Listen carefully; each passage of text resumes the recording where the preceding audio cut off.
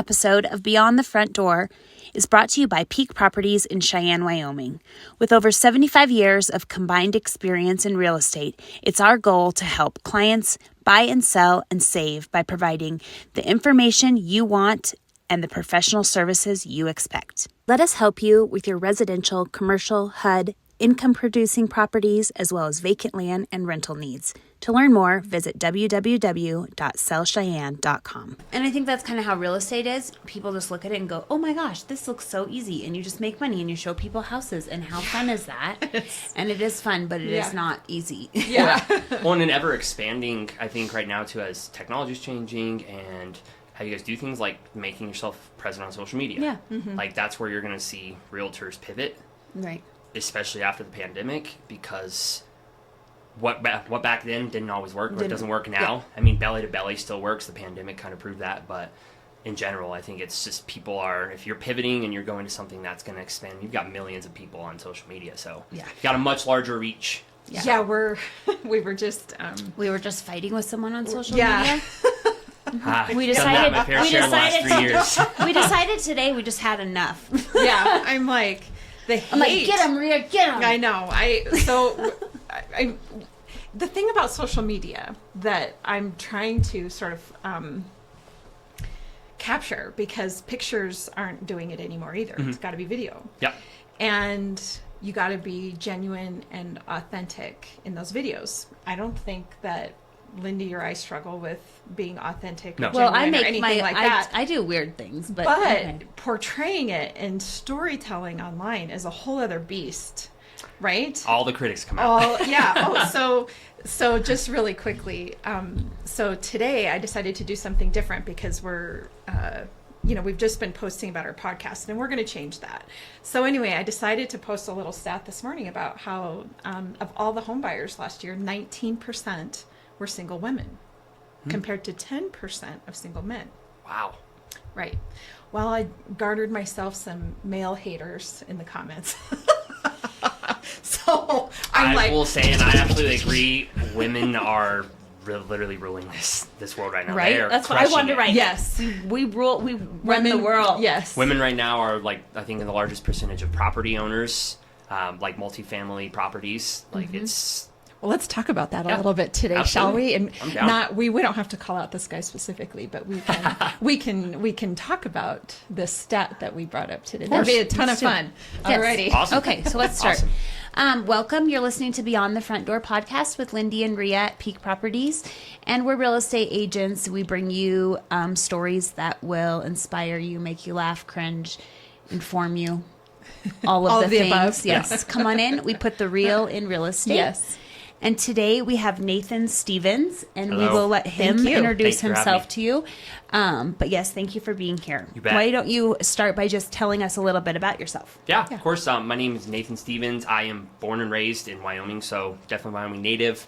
I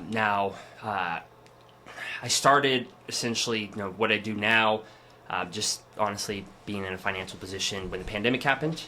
It actually kind of forced me to, I've been a first-time home buyer, actually did WCDA in Wyoming, and ended up going through a severe injury in 2020, right through the pandemic, that caused me to have to sell my home because I couldn't afford to pay for it. And so it ended up, I had experienced home ownership, but then I also experienced losing my home. And so it's kind of put me down like a spiral for a little bit of, avoiding finances, avoiding personal life, avoiding just anybody in general, to a point where in 2021, I actually came upon some information on social media, which I think more and more after the pandemic, everybody was out trying to, find an answer to their finances. Well, I finally found something out, and it actually, not only piqued my interest, but I also found out, that's something that so many people need. And so it actually expanded just my impact to be able to help my community as well as helping myself. And so, I was able to increase my credit over 125 points. I was able to buy a new car, 3.9 interest rate, which you can't find that now. No. So it was, my mind just opened up to the power of finances, and I learned to take finances from being my enemy to being my friend. And that's where I've learned that, financial literacy from all the people I talked to is not something that was taught in schools. It's not something that people have any type of direction to do, unless like maybe your parents were in something financially when you were younger.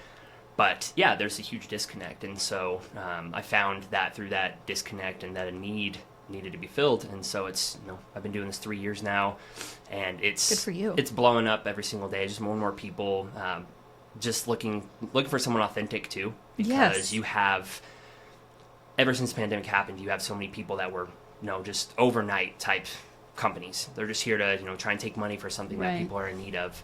And it rubs people the wrong way, but it also makes the legitimate people kind of suffer in a Yes. way. And so I saw that I could not only have like an impact through social media because I already knew so many people, but I also knew that I had a platform to really speak about something that's not shared or taught in schools. So yeah, I mean, that's kind of what got me down this road. And, 3 years in, actually 3 years this month, actually in March. Congratulations. Thank you. And so it's been So a did you roller start? coaster. Did you start a business? Join a business? So I actually originally joined a business just under the chance of supplementing my income, Right. especially right then. That was kind of what people were talking about, Yeah. especially coming out of the financial crisis. So then I actually got to the point where I've through our services, through our platform that we provide, I actually was able to create my LLC. And I'm actually to the point right now where I'm getting ready to start branding out and, kind of expanding that cool. too. So That's exciting. yeah, I'm excited for that.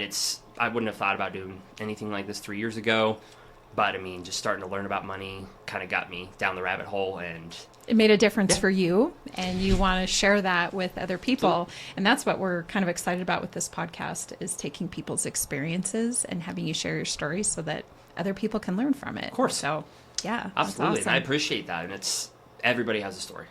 So how long have you lived in Cheyenne? So actually, I will be 30 this May. So I have lived, born and raised in Cheyenne. Okay. So I Excellent. am, Wyoming as it gets. Honestly, I like Wyoming because of the fact that it's close to everything, but it's far at the same time. So Yeah. I don't have to worry about like the crazy metropolitan type traffic or anything like Yes. that. Yeah. I mean, I did a little bit of traveling to the point where I went to California, and I realized it's like people say it's right around the corner, and then I realized right around the corner is like 45 minutes. Yeah. In Cheyenne, I can't it's like do that. right around Around the the corner. corner. I can't do that. I need to like have things close. I can't imagine when people move here and they're like, "Oh," I'll say, "Well, how long it will take you to get to work," and they're like, "Oh, it took me an hour and a half to get to work where I came from." I'm like, "Oh, Lord, Yeah. no." Yeah.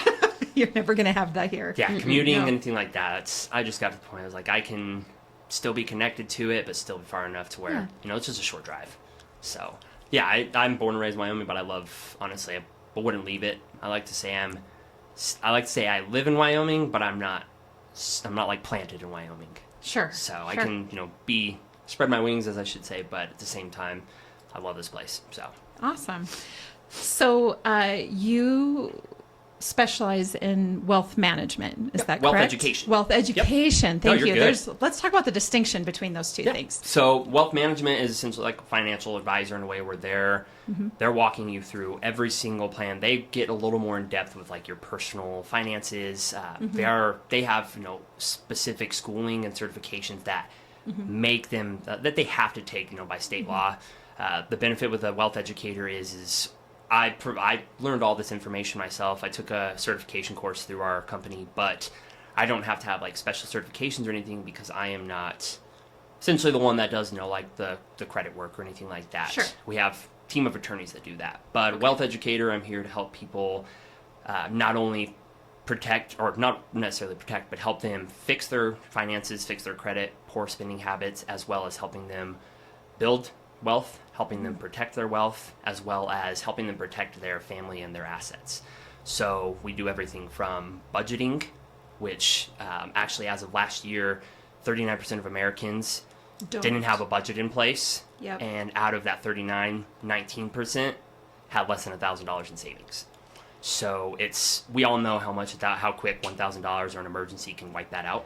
Yep. A washing machine goes out, Yep. or your hot water heater, Yep. or your car breaks down. Yeah, it's not cheap. No, it's not. And so we found out that providing kind of a roadmap for everybody because a lot of people, they have the confusion, they don't know where to start. That's why a lot of people don't, and they just kind of let that problem compound until their finances are nothing, or they're forced to, put himself in an uncomfortable situation. Sure. So, just providing them with budgeting, providing them with the ability to, award-winning tools, helping with debt payoff, helping them with, setting up savings goals, because the ultimate, I think, plan, our mission is to help create more qualified homeowners. So helping people plan for things like a down payment, planning for what their mortgage is going to be, planning for any type of, closing costs. It's helping them start to not just imagine it, but actually start putting it down on, physical paper, seeing numbers, knowing what they need to save. Plus, it can encourage them too as, they progress and they start, seeing that money in their goal start to grow. Start to see a light at the end of the tunnel. Exactly. Yeah, and that's providing just a solution for people. Everybody's situation is different. I have people that don't come to me that need credit help, but I have people that come to me because they don't have asset protection. They don't have a will. We also provide will and trust, as well as medical documents, as well as your power of attorney.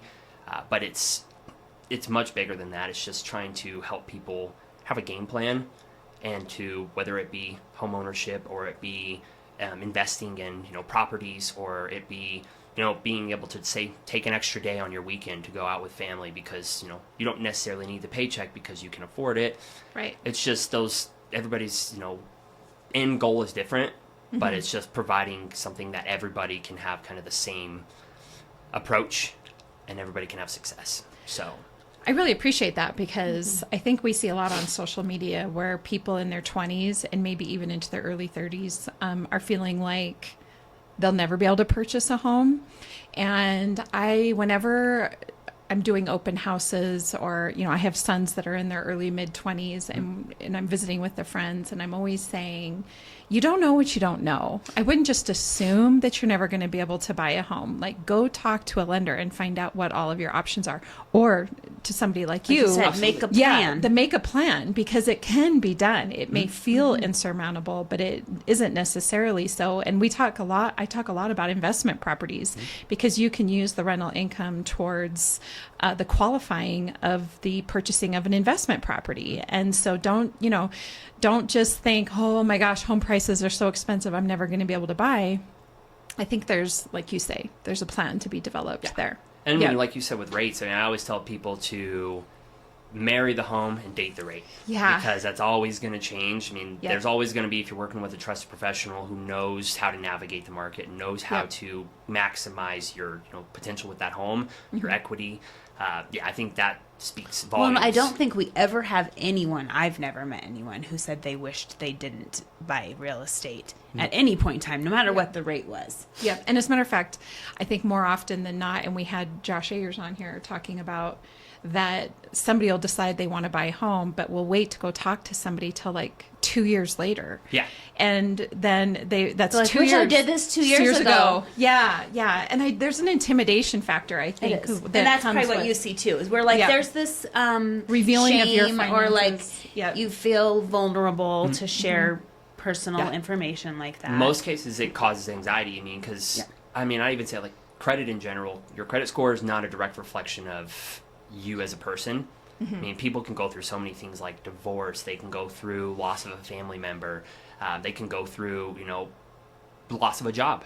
It's just so many things can be impacted.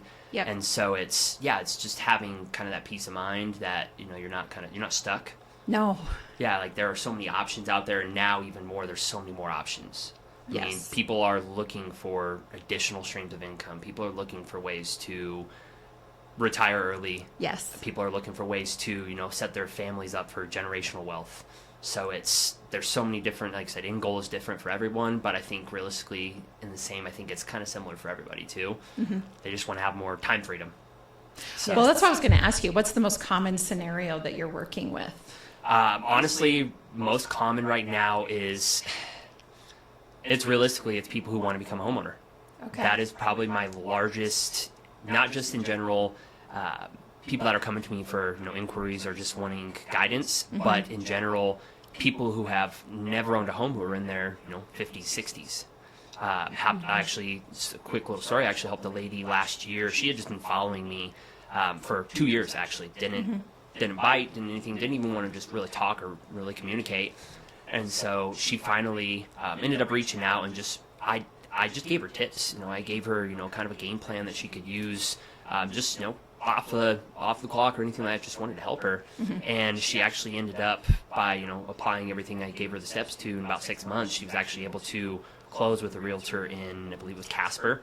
But her and her husband were able to finally buy a home for the first time. So it's not just young people looking for homes, it's older people. Sure. People have been renting for 40 plus years. And it's, the amount of money that goes into renting versus home ownership, to where you can truly use that money back. Yep. That's been my biggest one, which has shifted me into wanting to, here soon become a realtor and to utilize that asset too as well to help, people coming in who need help. Well, and we've talked about that a little bit on here about sort of overcoming generational cycles. And so if you had parents that only rented, and didn't ever make the leap to purchase, but you yourself want to, but you don't have that role model necessarily, or that person to share their story or kind of guide you through the steps of purchasing a home, but in your heart that that's something that you want to do. And that's when we talk about jump stories and people deciding that they want to change their life in some way. Home ownership can absolutely be one of those, that if you just think it's never possible for you, but it is possible. It really is. It really does help to have a mentor. I'm a firm believer in mentors. Of course, that's the thing. I made a post on Facebook, and it's like, it's having access to people smarter than you is an absolute asset. Yes. I mean, if once we get out of kind of our ego, right? We step out of it, and it's willingness to learn something that maybe we don't have the right outlook on, or maybe, as we said, things are changing, adapting, maybe we haven't caught up to that adaptation, and then we just need to learn. So it's having people who are always learning, people who are, providing knowledge. It's a huge asset.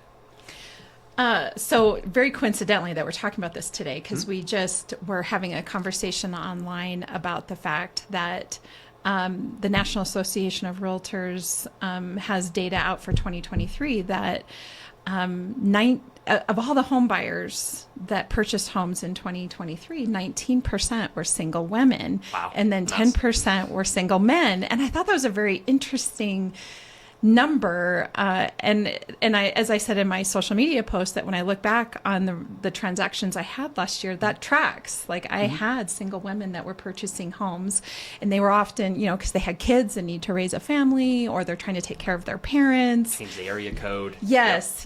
But I was also curious if there's more women coming on the market buying for themselves, because we're kind of closing in on the wage gap, that has occurred historically over the even just over the last 50 years, where women historically make less than men, and just having that ability to purchase now that they maybe didn't have in the past. And I've just kind of threw it out there, like, what do you think? So I guess I asked you that question. Why do you think there's a higher number of single women that are purchasing homes? I think one thing you said is the biggest one from what I've had personal conversations is they have kids.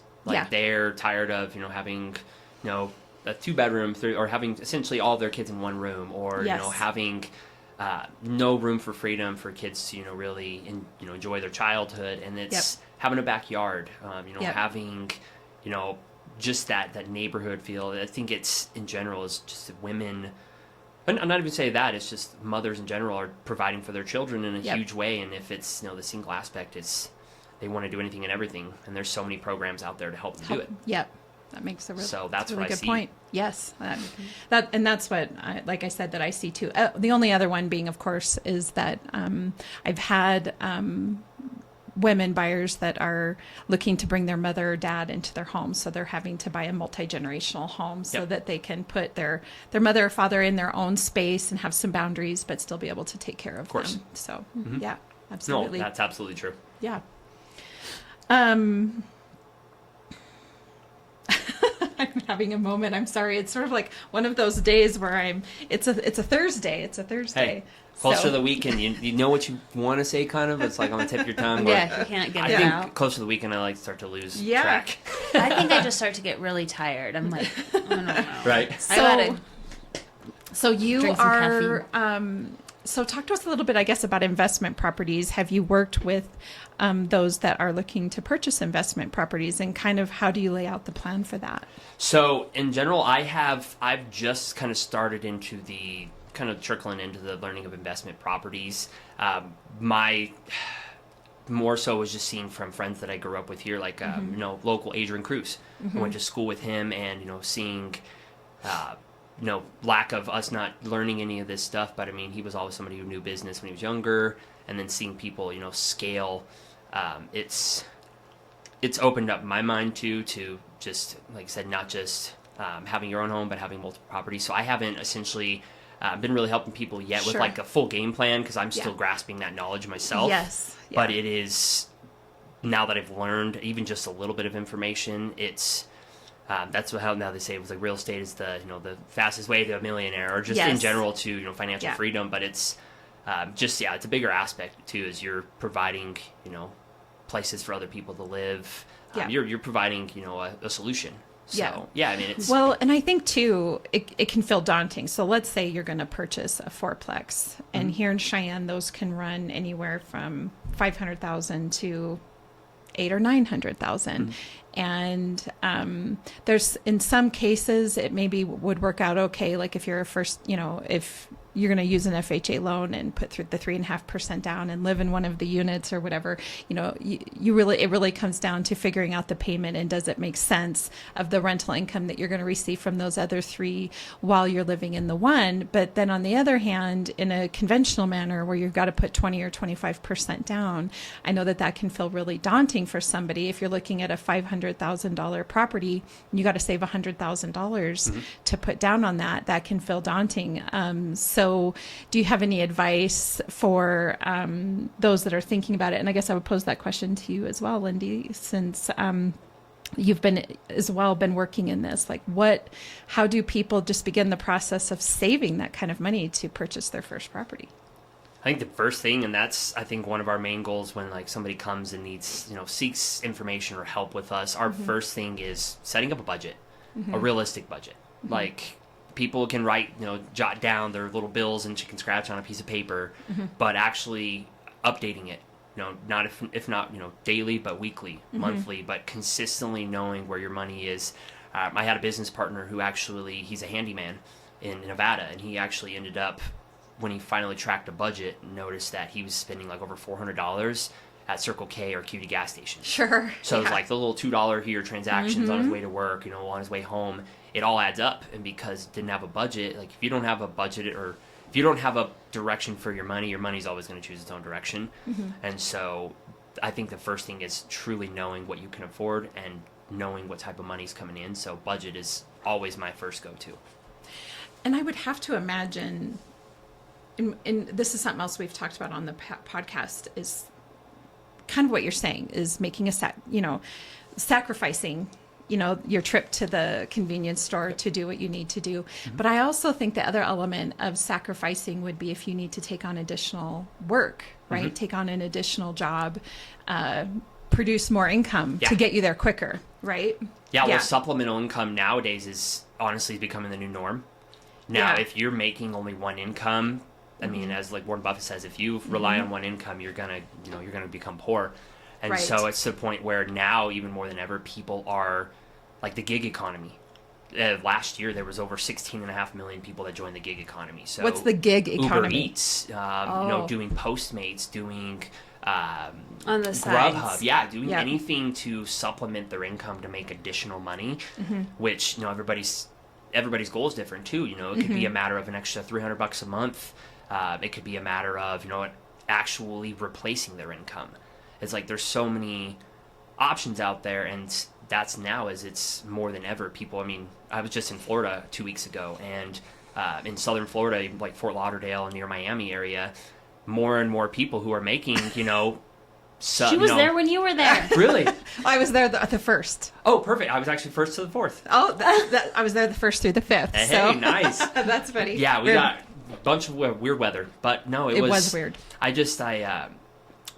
I found out there, and it's more statistically proven, that more and more people who live in southern Florida who make high income are seeking income opportunities. Oh, interesting. More and more people, because not just an influx of new people moving into the state, but in general, cost of living, inflation. I mean, everything is at a rise, or at a point where I think like right now America is in uncharted waters. So it's kind of anything you can do to make some extra income to, offset the cost of your bills, or like you said, to start preparing for a much bigger goal, like, purchasing a multifamily establishment. It's really, that's a big point. Well, and I think what can happen too is it can feel like that sacrifice is, there might be some shame around that as well. And the example I would give is, let's say, I don't know if since we started this podcast, one of the things I've learned is the number of people that have a goal of, let's say, starting a business. So they decide to sell their home and essentially live in their commercial business to start that business. And the sacrifice that comes with, you no longer have a living room, a kitchen, all the things all the luxuries, so to speak, that a home provides, but yet you're going to set up a cot in your office of your commercial property because you're making that sacrifice to reach the goal. And I think the thing that I didn't realize is how much that happens, how those really big sacrifices that people make to pursue a goal and a dream. And actually, even just 6 months or a year of tremendous sacrifice can set you years ahead. But I think in the moment it can feel very icky, or like there's something wrong because you're down to eating peanut butter and jelly sandwiches. Living below your means. Yeah, yep. Living below your means. That's correct. And so it is we are kind of living in an interesting time where I do think people are, like you say, they're developing additional side hustles and trying to decide, how they're going to proceed in life. Absolutely. So yeah, that's very big right now. That's something I even see too is, people are, hey, you guys have any idea on, somewhere I can make some extra money, or I have friends reach out to me like, hey, do you know a way, I can make some additional cash? Like, I'm struggling with my job. And when you come down to the actual number, 80% of Americans are living paycheck to paycheck. Yeah. So you need to find something to pivot, something to adjust into, do something differently. Absolutely. We actually had a family on here recently, a multi-generational transaction that occurred where the parents were looking for a home and land where all their kids could build on that land and just make it more affordable for everybody to live closer and to make their dreams come true. And that initial step towards a goal can be daunting. I always tell everybody that whenever you're going to make a big leap, it's like the universe conspires to see if you're serious about that leap, and a whole bunch of things go wrong. But if you can get over the hump and keep moving, which of course they did, and now they're marching steadily towards that dream. And I just think you got to get creative. Of course. Said. Well, and like you said, with like a mentor too, having somebody, because you're already making the sacrifice, but if you don't know what you're doing or how to go about it, you could spend 6 months to a year putting yourself in a bigger spinning hole. Your wheels. Yeah, exactly. Right. Yeah. You're getting nowhere. And so, having a mentor, but having, someone who's done it before, you can follow their path, or they know what you're going to go up against. We can give you that. I think probably is one of the, especially the personal experience. Yeah. Because then that's more relatable.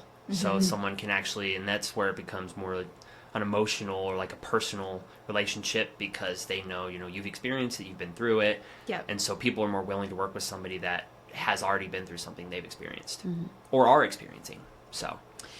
So interestingly enough, we had Thatcher on here talking about mentors and managing your health and wealth. Listen to that. Anyway, one of the things that we talked about, like when you're changing your diet, for example, that you just have to exchange foods, you can have a similar routine and habit, but you just have to exchange one thing for another. So exchange this food for that food, or whatever the case is, and it can make a difference in your life.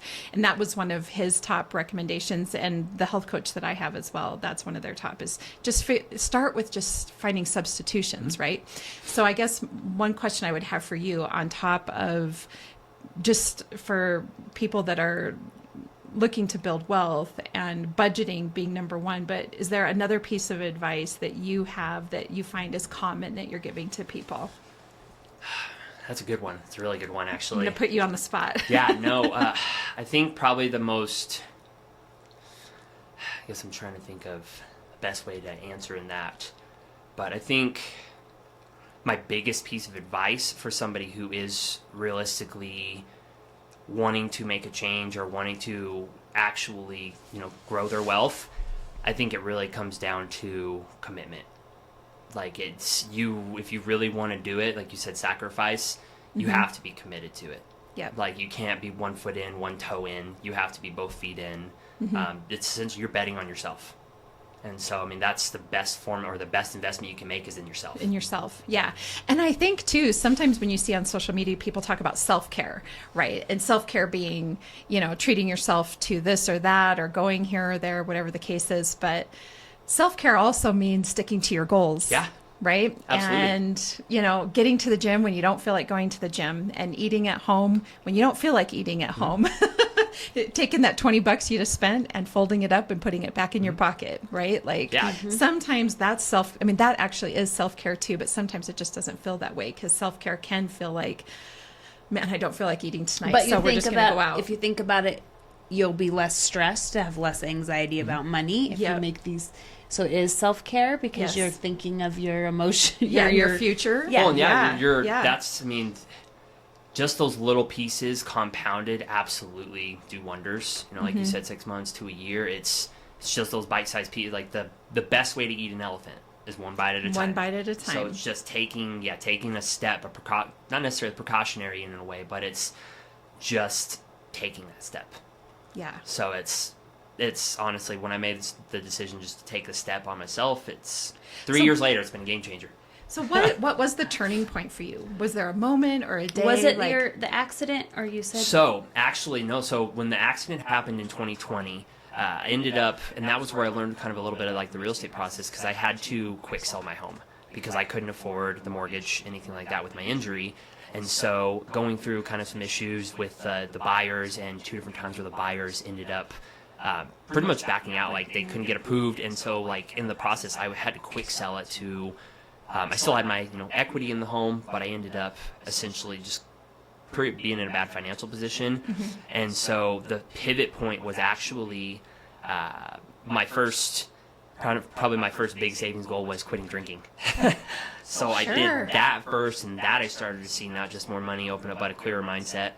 And then in 2021, when we had the blizzard here in March, where it shut the town down for a week. Yeah. I actually had started working on my finances about a month before that, but I had, learned about additional ways to earn income through the platform that I was like, you know what, I've got this time on my hands, I've got the weekend, and I know people, I can, reach out to people, and it exploded. Were you out shoveling? Yeah, I put posts out to reach out to people, about the services and the services. I No, was you're equating good. snow to you got out and started shoveling. But I will shovel. Hey, I still did shovel. You I still would did. Okay. But it took 5 or 6 days because it was really Everybody bad. You're like, I'll neighborhood. shovel when I get out of my own house. When I get out on my own, exactly. Okay, so you took the opportunity of everybody sort of being confined in their homes to start promoting your services. Yeah, and I just saw the ability of having control of my time and being able to, when you put, not only just kind of a goal to work, but also, having the consistency. I was like, man, I've got,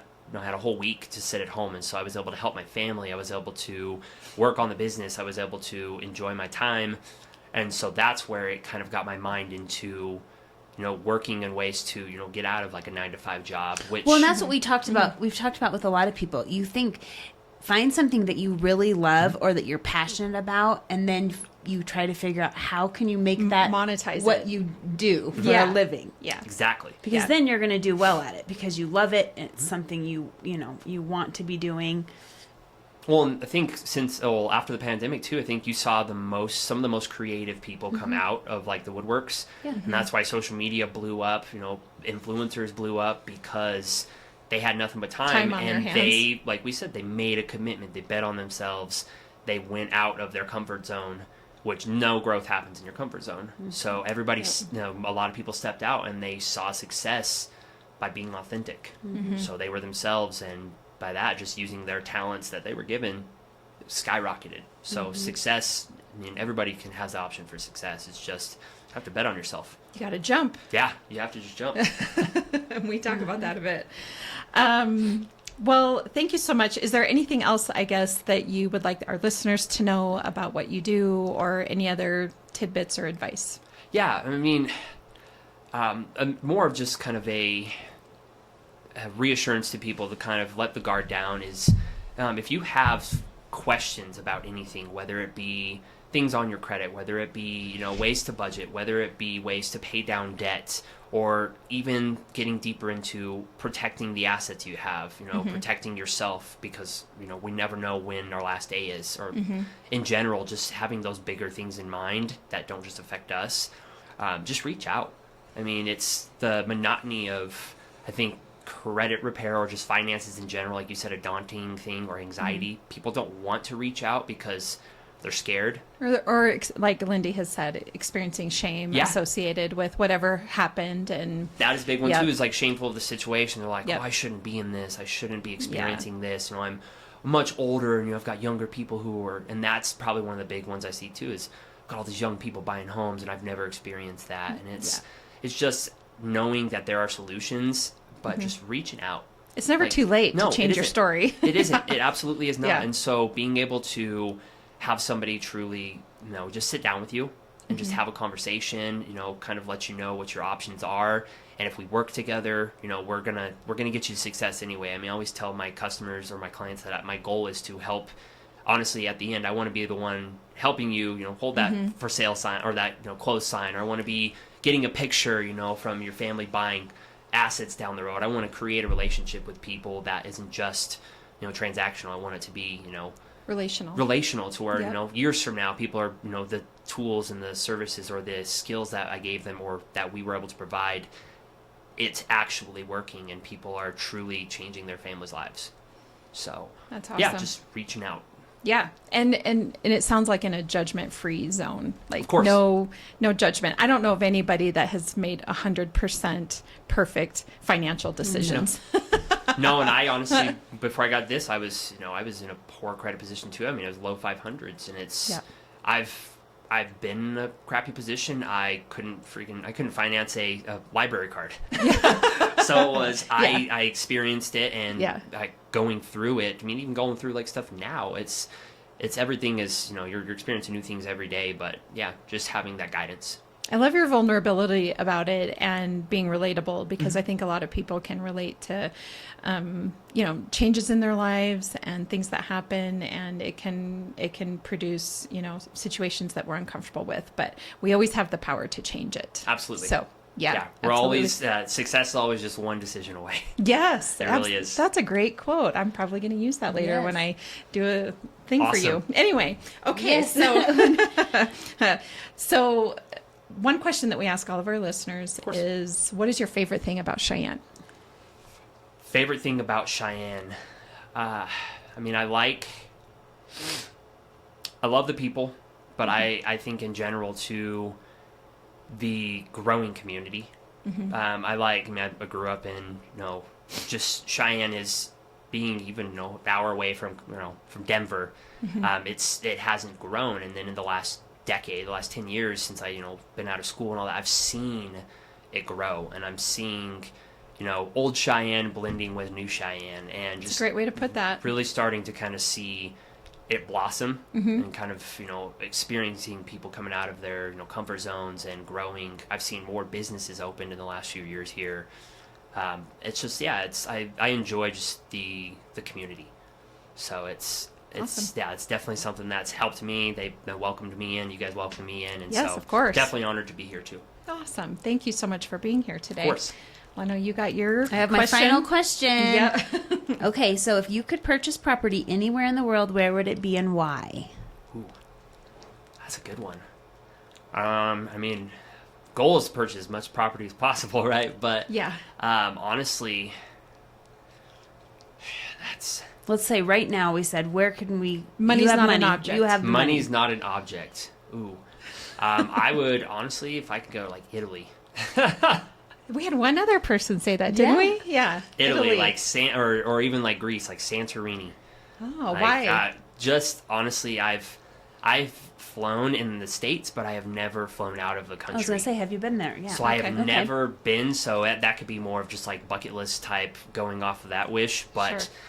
wanting to have that type of escape. You can take families somewhere that isn't normal, different culture, different scenery, seeing family that's never been able to travel out of the country and being able to provide that solution. Opportunity. To them. So, yeah, that's, I think, really anywhere, tropic, I think would be really cool too. So, yeah, sunshine, closer to the equator. We understand.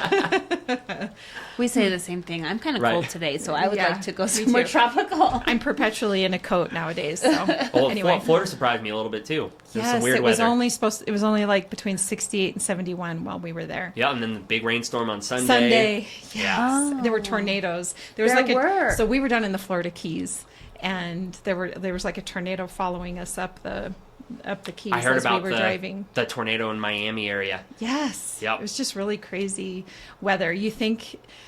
I've learned my lesson that you think you're going to escape the winter in February and go to a beach somewhere, and it wasn't bad. Yeah, it's better. It's better. Yes. Like we're But- still in shorts, but you're wearing a hoodie with those Yep. shorts. yeah. Yeah, I found myself as like, oh, I'm gonna put on a little more layers, even if I'm wearing shorts, and put on some more layers when I was there. Yes. So Yep. yeah, Us too. you can't escape that. Can't escape it.